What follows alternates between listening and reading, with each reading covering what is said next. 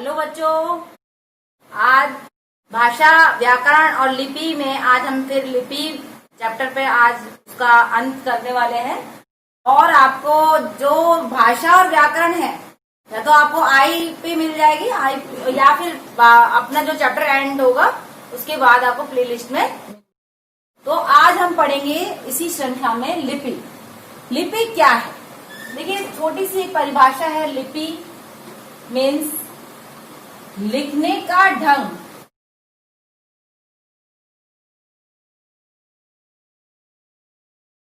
या कहिए लिखने का ढंग या तरीका,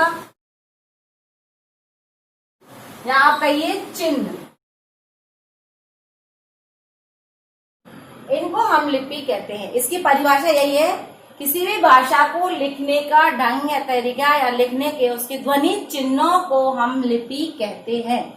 अब आप कहेंगे पता नहीं क्या लिखने का ढंग, क्या तरीका, क्या लिपि चिन्ह, समझ नहीं आ रहा। मान लीजिए हमें हिंदी में अगर कोई शब्द लिखना है तो सबसे पहले हम उसकी ध्वनि को सुनेंगे, और ध्वनि को जब हम देखेंगे तो उसकी ध्वनि का जो उच्चारण हो रहा है, तो हमने सुना अ, तो हमने उसको अ इस तरह से लिख दिया। अगर हमने उसे सुना ए, तो हमें मालूम चला कि वो रोमन लिपि का ए ये बोल रहा है। मान लीजिए ये हमने ए लिखा तो ये हो गया रोमन लिपि का है, इसका चिन्ह है, और ये हमने लिखा देवनागरी का। तो इस तरह से हमें पता चला कि ये तो ध्वनि है अ और ये है ए। अब जो भी अक्षर इससे बने होते हैं, जैसे अंग्रेजी अक्षरों के इस फॉन्ट पे इस तरीके से, जो इस तरीका मतलब इस ढंग से लिखे होते हैं, वो रोमन के होते हैं।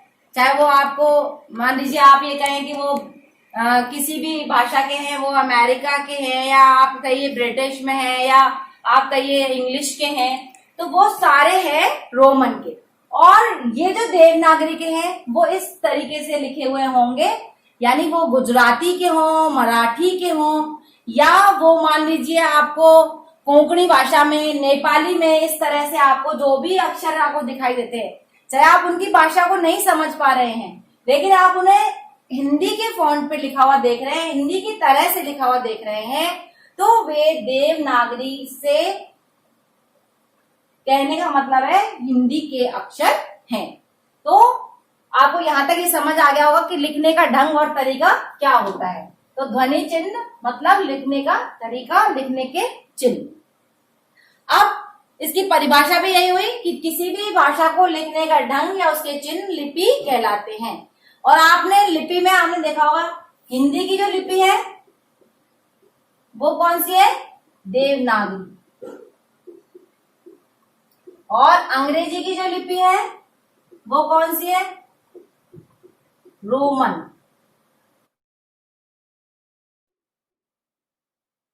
और उर्दू की जो लिपि है वो है फारसी। और पंजाबी, पंजाबी जो पढ़ी जाती है वो पढ़ी जाती है गुरुमुखी से।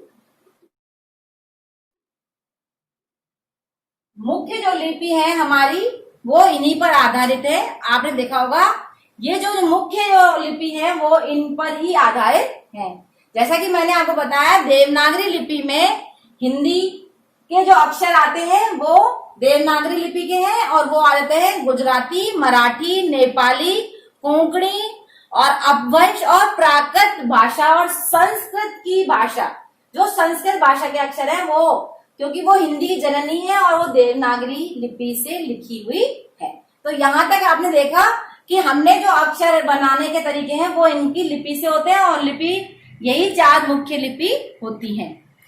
अब है हमारी जो भाषा की जो हमारे भारत में 2 प्राचीन लिपियां हैं।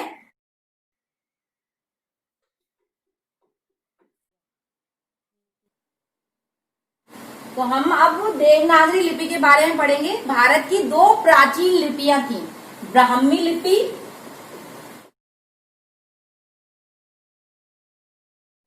और खरोष्ठी लिपि।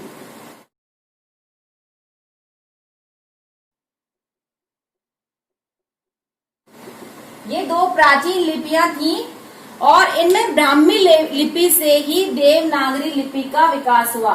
यानी इस ब्राह्मी लिपि से देवनागरी लिपि का विकास हुआ। और जो आज मुख्य विशेषताएं और उसकी जो हम जो रचनाएं पढ़ रहे हैं वो सब देवनागरी लिपि से है। तो देवनागरी लिपि ही आपके जो है पाठ्यक्रम में है। तो देवनागरी लिपि की क्या विशेषताएं हैं उनके बारे में हम बताते हैं कि कुछ प्रमुख विशेषता है। ये बाएं से दाएं ओर लिखी जाती है। जैसे उर्दू है वो इधर से ऐसे लिखी जाती है, लेकिन ये जो हमारी लिपि है वो देवनागरी लिपि कहां से लिखी जाती है? बाएं से दाएं, इस तरह से, है ना। और उच्चारण के अनुरूप लिखी जाती है। जो उच्चारण किया जाता है, जो हमने बोला राम तो हम राम, बाजार तो जो ध्वनि बोल रही है वही लिखी जाएगी। जाता है, अब देखिए इंग्लिश में बोल रहे हैं हम क्या? बट, और लिख रहे हैं BUT। फिर हम बोल रहे हैं पुट और लिख रहे हैं PUT। तो यानी दोनों की ध्वनि अलग हो गई, लेकिन दोनों की स्पेलिंग में UT इस तरह से है, यानी कि जो बोल रहा है वो नहीं है। जैसे लाफ, LAUGH, लाफ, तो देखिए फ की ध्वनि बोल रही है और लिखा जा रहा है LAUGH। और हम वहां देख रहे हैं हाफ, HALF या हाफ, ये लाफ है, ये हाफ है। अब आप देखिए इसकी लिपि में कितना अंतर है। ये रोमन है, क्योंकि हम जो बोल रहे हैं उसके उच्चारण में, उसके लिखने में बहुत अंतर है। और हमारी हिंदी में यानी देवनागरी लिपि में ऐसा नहीं है। जो बोला जाता है एग्जैक्टली वही लिखा भी जाता है। तो इसमें जो उच्चारण किया जाएगा वही इसमें उसी के अनुरूप लिखा जाता है।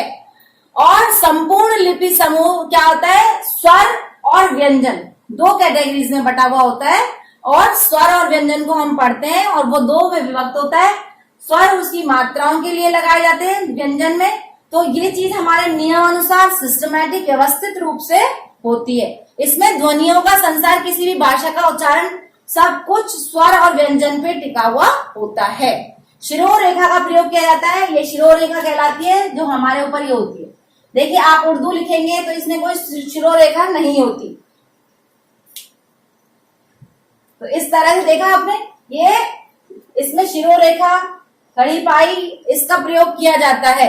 उच्चरित वर्ण ही लिखे जाते हैं, जो उच्चरित किए जाते हैं वे ही वर्ण इसमें लिखे जाते हैं। अनुनासिक और अनुस्वार, जैसे अनुनासिक और अनुस्वार में देखिए आंख, तो इसका अलग प्रयोग है आंख, और अंगूर, है ना, तो ये अलग है। तो ये क्या है? अनुनासिक और अनुस्वार का अलग अलग प्रयोग होता है। ये नहीं कि हम एक ही बिंदु से काम चला लें, ऐसा नहीं है। इन दोनों का अलग अलग ध्वनियां, अलग अलग पृथक और चिन्ह अलग अलग है इनके, इसलिए अलग अलग इनको प्रयोग में लिया जाता है। स्वरों और भाषाओं को निश्चित व्यवस्थित रूप से लिखा जाता है।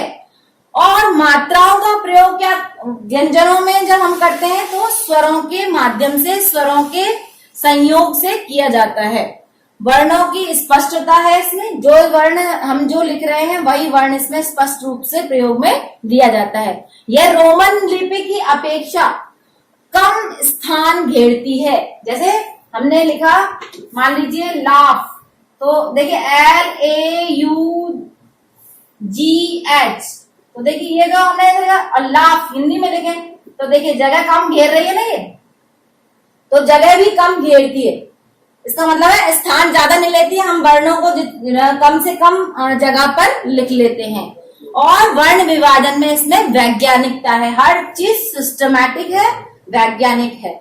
हमारा ये नहीं कि बोल हम कुछ रहे हैं और लिख हम कुछ रहे हैं, अर्थ कुछ और है और उसका उच्चारण कुछ और है।